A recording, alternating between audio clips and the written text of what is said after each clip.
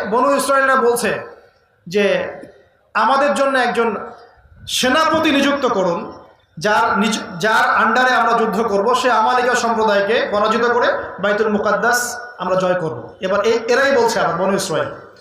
এবার ইউশা বিন নুন বলছেন যে যদি জিহাদ আর কিতাল ফরজ হয়ে যায় তোমরা আবার পালায় যাবে না তো? বুঝতে পারেন না? আল্লাহ পাক যদি আবার জিহাদ ফরজ করেন তোমরা আবার পালায় যাবে না তো? এরা বলছে আমরা পালাবো কেন? ওমা লানা আল্লা নুকাতিলা ফি সাবিলিল্লাহ ওয়া কাদ উখরিজনা মিন দিয়ারিনা ওয়া আবনাইনা, সূরা বাকারার মধ্যে আছে, পড়ে দেখেন।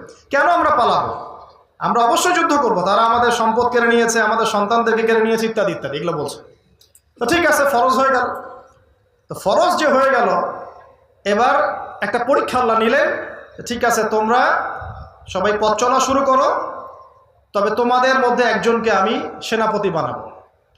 তো সেনাপতি আল্লাহ পাক এমন একজন আল্লাহর বান্দাকে বানালেন যার নাম হচ্ছে তালুত। কিনা? তালুতের ফিজিক্যাল স্ট্রাকচার খুব শক্তিশালী ছিল। আল্লাহ পাক বলেছেন যে ওয়াজাদাহু বাসতাতাম ফিল ইলমি ওয়াল জিসম। তালুতকে আল্লাহ পাক দুইটা গুণাবলী দিয়েছিলেন। একটা হচ্ছে ফিজিক্যালি অনেক স্ট্রং ছিল, আমাদের মতো না, আর আমাদের এই জেনারেশনের মতো না।